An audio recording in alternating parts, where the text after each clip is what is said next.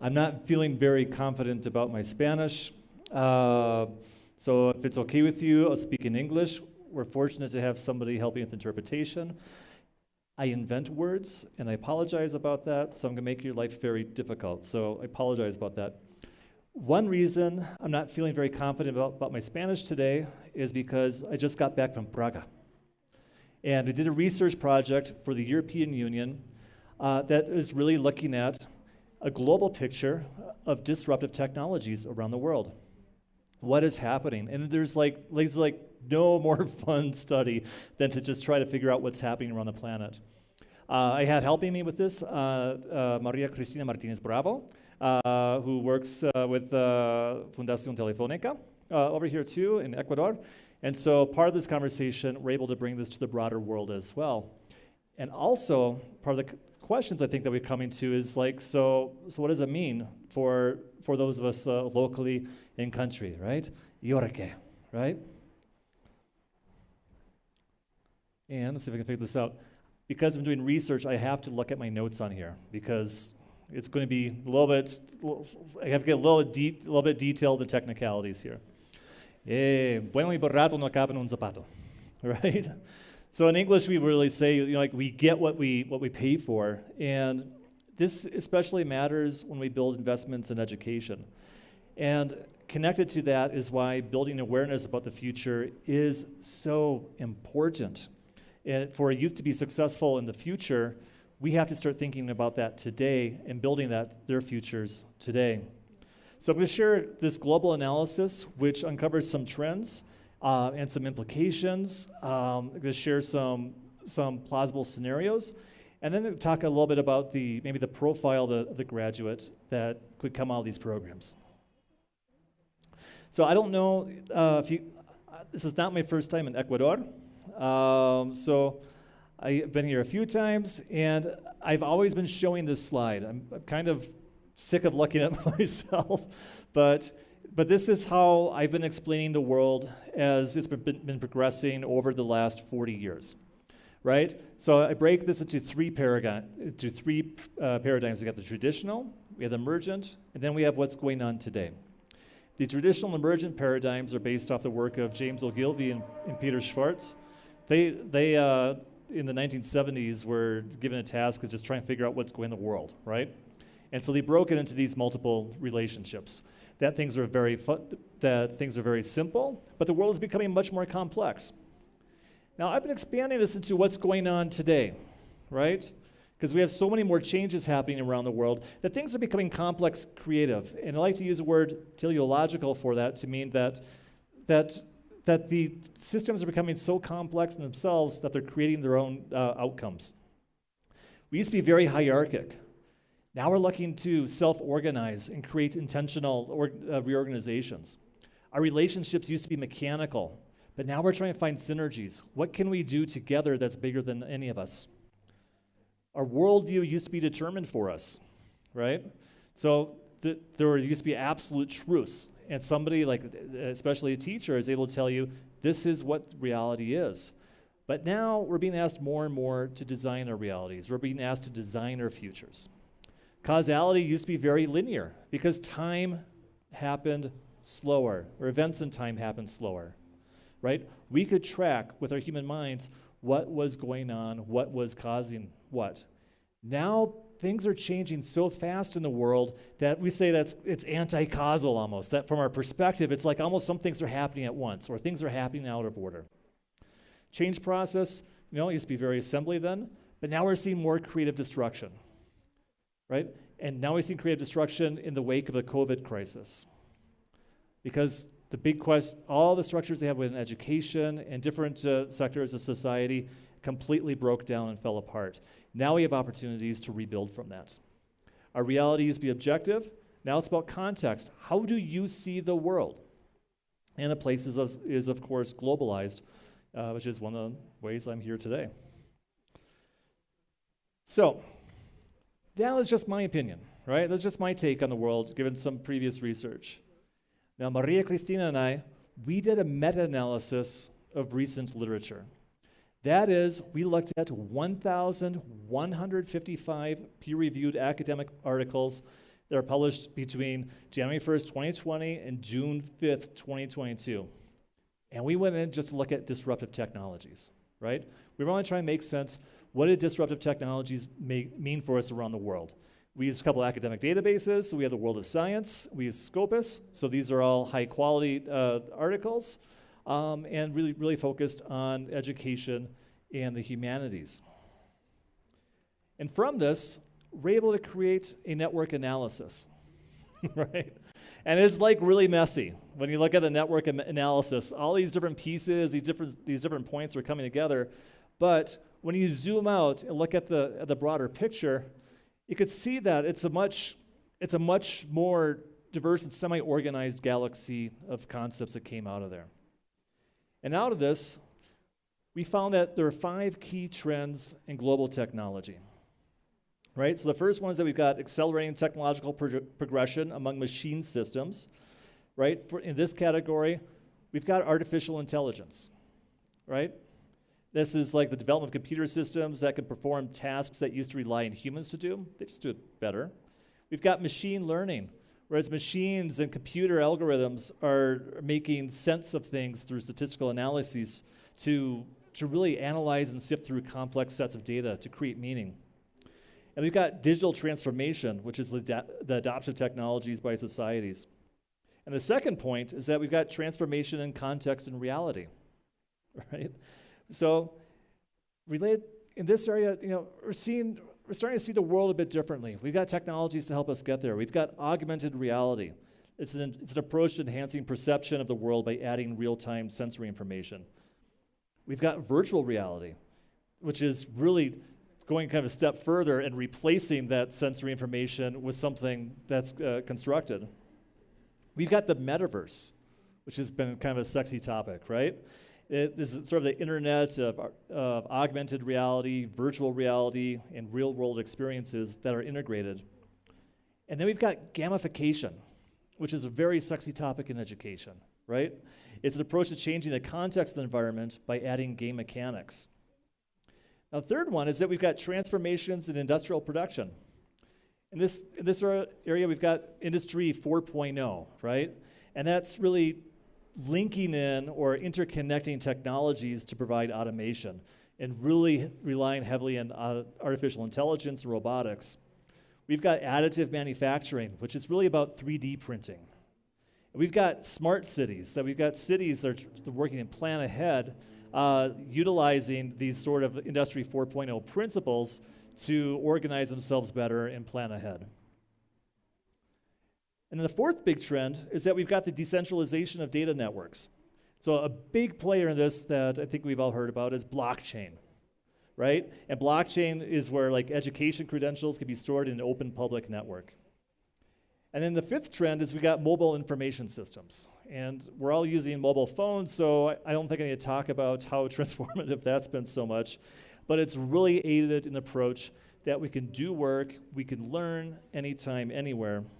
And we've built quite a reliance on these mobile technologies lately. So these 4 trends, or these 5 trends, were really mapped out in 4 clusters. So if you remember that big map, they had different colors. Each of these clusters has its own color. So this first cluster is all about ecosystems, right? So we've got a technological ecosystem, which is really pointing out the global structures of interconnectivity. We got storage, we got distribution and supply. We've got political ecosystems that really reflect that global disruptive technologies cannot thrive without long-term sustainable perspectives. We've got a global learning ecosystem, right? That really reflects the global nature of information. And then we've got the sense that these systems are all interconnected, that education or the education space cannot exist on its own, at least not anymore. So some of the big challenges we have here is that the environment as an educational strategy. So we've got technological challenges, we've got pedagogical challenges, and how these things are all interconnected in with the global dynamics. We've got the future and policies are focused on social development. We got to really rethink how we do focus on educational regulations that are immersed within these new social frameworks. And then we have to think about the future in digital age and how we utilize these digital technologies. And really understand, and this fourth point in here is, what is the gap between our current position and our desired futures? So this second cluster wound up being humongous, and you can see that there are points that extend off the map and down the map. So the 2 points that are really missing on here are blockchain at the very top is just connected to so many ideas, and we got practice on the bottom, which I think kind of gets into the so what do we want to do. So we've got reflected in here, we've got techno educational strategy. So how do things such as personal learning environments, gamification, design thinking, or cooperative learning link in? We've got using technologies to help manage schools, like artificial intelligence, for example, to identify patterns in performance, or blockchain, which could be used to help us manage records and manage certifications, and processes, because it's not just about digitalization, but rather about intelligent data systems that can really allow this sort of strategic improvements, both at the level of services and technological implementation. And then, of course, we've got various stakeholders in here as well. We've got businesses, we've got civil society stakeholders as well, and those also need to be taken into account. So some of the challenges are that we need to break free from simple digitalization toward digital transformation. We have to think about and how we really refocus on training digital skills. It's not just digital skills, but it's new digital skills that can really adapt to and really lead with these new, these disruptive technologies. And this requires a sort of agility and systemic thinking for us to really lead in this as institutions. And at the same time, when we talk about interconnectivity, there's also identified need to work towards guaranteeing a sort of technological independence of the educational system. That while we are interconnected, we have to maintain our identity as education institutions. So the third cluster is all about mindsets and transformation in mindsets, right? We've got thinking about implications, right? So it's like these so what questions, right? They're like, so what if we adopt disruptive technologies? What's the purpose? What are our pathways forward? And thinking about purpose, we've got social innovations that may be fueled by the purposive applications of technologies. That is having a sense of what are we going to do? Not just because the technologies are here, we feel that we need to do it, but what are the technologies that we're going to seek out or the technologies that we're going to create to support the education system? So it's about being more of a producer rather than a consumer of technologies. And building an understanding of our mindset, right? Mindsets are the hearts of organizations. And within this, especially as we approach disruptive technologies, having a growth mindset may help. So some challenges to this cluster. We've got the connection of principles, purposes, and innovation. We need to identify the ideas behind the innovations, right? This is all the mindset thinking that we really need to understand what we want to do. We have to start with the question of why. And this requires new sets of leadership, right? This is development for the 21st century that's flexible, chaotic. Chaotic is a word coined by D. Hawk in the 1980s when he was running Visa to describe the balance of chaos and order in a system and within leadership perspectives, right? And this enables more disruptive leadership, but with purpose and direction. And we also need to create organizational cultures where we're compatible with the changes that are happening more globally.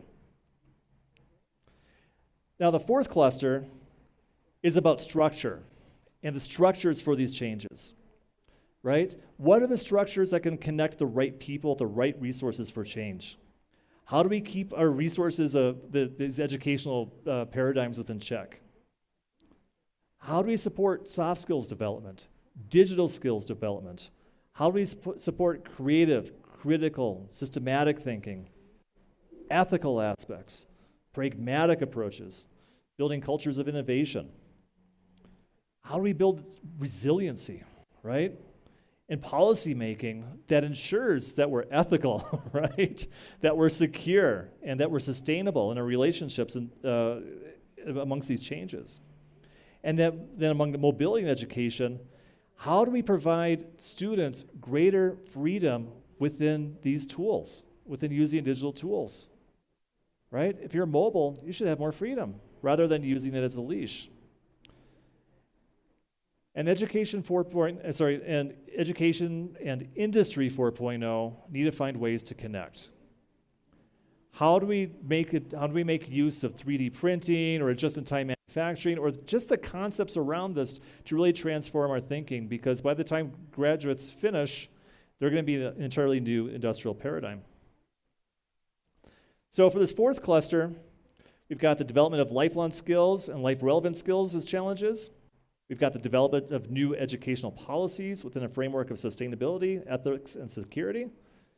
We need to connect technologies with the broader fourth industrial revolution, and we need to build resiliency, right? And this resiliency really needs to focus on the question of what are the most sustainable pathways for integrating disruptive technologies in the education system.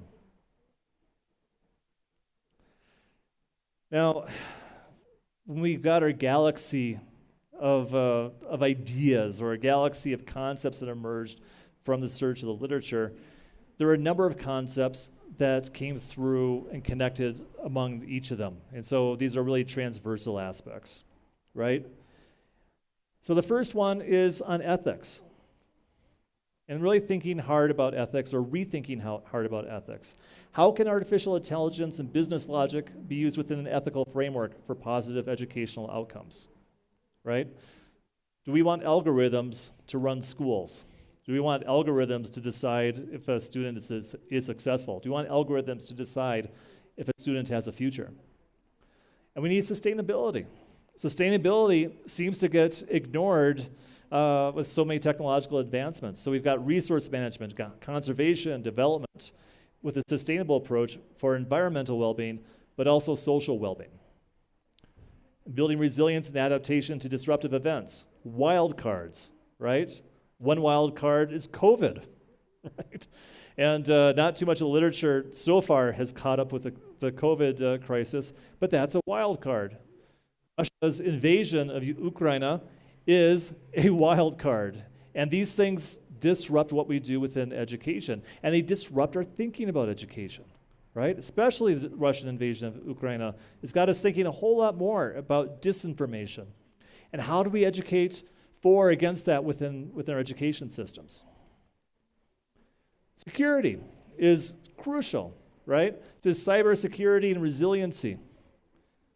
I don't want to see any kid finish school and be told they can't get a job because some hacker found their fourth grade test scores and said, and the company found out, sorry, you got a poor grade in math in the fourth grade, can't give you a job, right? We have to be careful about this. We really have to think this stuff through. We got law and policy. Our laws and policies just have not caught up to these new realities for both the rights that people have and organizations have, but also our responsibilities towards each other, right? So, my opinion, right? We've all heard of all this. None of this is really new, is it? We've heard of blockchain, artificial intelligence, augmented reality, the fourth industrial paradigm. It's all in the news every day. We've got kids who are using VR headsets to play video games, right? We're looking at the world through our cell phones. A lot of this stuff isn't really new. But the thing that really bothers me, that makes this stuff really innovative and really important, is that this is all science fiction to governments, right? This is science fiction to schools and universities. Cannot make sense of this stuff and figure out the so what questions. So what are we going to do? So we built from this 4 scenarios for how we can approach the future, right? And this starts from maybe the worst to the most preferred. But the thing about the future is that we can't predict it. We could try to steer it. We could try to plan for it. We can think about different futures, but the future will happen. So the first scenario is if we do nothing, which we say in English, we miss the boat, right? We do nothing. We say that that failing to adapt to change, this creates a risk that schools 1.0 will have no purpose in society 4.0. This is a real risk. They'll find fewer and fewer opportunities to connect with students, communities, and stakeholders that have adapted to new technological realities, that schools just become obsolete. The second one is late arrival, right? That we become aware of a lot of these disruptive technologies, these disruptive changes, and we start to adapt to them, right? But there aren't strong policies to help guide these efforts. So leadership just isn't quite there on adopting, adapting, or leading school transformation. So in effect, schools wind up watching the world change around them and wondering what to do next. And eventually they catch up here and there. The third one is just in time, right? You arrive just in time. You're keeping track of what's going on with the world and adapting along with it, right? We set policies that enable engagement with various sectors of society, especially the technological innovators. Now, while schools may be thought of consumers are right, their outputs are generally well prepared to work immediately in society. Now, the fourth one, so the third one is about being proactive. This fourth one is about being preactive, which is arriving early. So preactive schools look ahead. They engage with the purposive development of digital transformation they desire. So that is, schools think about the future and ask ourselves, so what is it that we want to do, right? What's it going to take to build it? And when it comes to disruptive technologies, what are the technologies that we need? What are the technologies that we're going to build? Who are the players in our communities that we need to connect with to make things happen? And how can we share this with others? So I think that kind of gets us to the next question, right? What is a profile of the graduate who would be successful in these spaces, in these futures, right? What sort of graduate do we need to really thrive in the future? Now, I started off my talk here with this ugly chart, but it really leads to the question with this paradigm of today of Cierre, right? What are we going to do now? And what is the role of schools within this paradigm? The role of schools in this paradigm is to facilitate creativity. The role of schools is to empower stakeholders, build relationships, enable serendipity, because we can't plan for specific futures, but we can enable people to be successful in them. Enable students to design their futures, and together with communities. Adapt, react, and preact in the preactive schools. Schools are agile, they're capable of reinvention. They craft applications, and they engage the world because these disruptions are happening globally. And this is a global conversation that we can and should all be a part of. So these outputs from these schools, I like to call nomads. So nomads are creative, imaginative, innovative individuals who can work almost anytime, anywhere, with just about anybody. Nomads contextualize what they know and how they apply their skills. And back before the pandemic, we were projecting that there would be nearly half of the workforce in the Western world by 2020. And I think that the pandemic has pushed people to take on more flexible roles, like gig workers. And sometimes gig workers can be nomads, right? And they're focused on personal development. So nomads are really focused on the question of, so what is it that I want to bring to the world? Nomads have individual expertise, individual knowledge that apply contextually to solve problems. They're futures oriented. And I think key for education, as we use these technologies, we have to think of how we can enable greater agency and self-efficacy. Agency is being allowed to do what you want to do, and self-efficacy is having that self-confidence, auto-efficacia, to believe in yourself to get things done. Combine these two together, you kind of reach this sort of nirvana of self-development where you can lead in creating new futures. So nomads don't have to be today's youth. They could be anybody in this room, right? There's no age limit for nomads. It just reflects that we can always continuously learn, we can always continuously upgrade our skills, right? Nomads thrive in flat networks, right? We work horizontally, sharing one-to-one, or communities of practice and others. We love sharing. They love to learn and unlearn as well, because things are changing so fast that oftentimes what we learned just isn't accurate anymore. Oh, we got this screen now. We've got they like to use new technologies, and not just because we're forced to use new technologies, but because they want to try things out and find new purposes, new applications from them that work with their goals and their own mindsets, because they're contextualizing their knowledge. They're able to apply both tacit and explicit knowledge, right? So explicit knowledge is what we get within schools very much, but tacit knowledge is that sort of learning by doing, those experiences that we get, like riding a bicycle. And combining these two together is how we get to personal knowledge. They like to collaborate, they love to share, but I think also, most importantly, they're not afraid of failure. Now, I'm saying they're not afraid of failure. Now, I want to make clear that it's okay for us to fail once in a while. It's the role of the education system to support each other so we fail safely and that we do not become failures.